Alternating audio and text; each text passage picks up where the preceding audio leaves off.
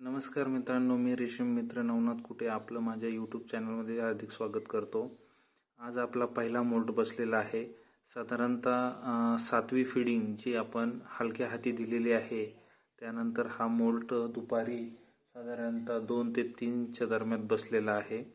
यात तुम्ही बघू शकता आळ्या अशा पद्धतीने एकदम शांत होतात आणि ज्या काही आळ्या नागाच्या फणीसारखं आपलं डोकं जे ओवळत असतात।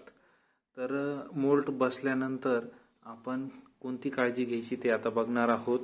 काही पाला आपला शिल्लक आहे। या हिरव्या पाल्यामुळे 24 तास आळ्या बसल्यामुळे त्यांच्या शरीराला जो घाम येतो त्यामुळे बॅक्टेरियल इन्फेक्शन होण्याचे चान्सेस असतात। म्हणून आपण याच्यावरती चुन्याची धुराळणी करतो।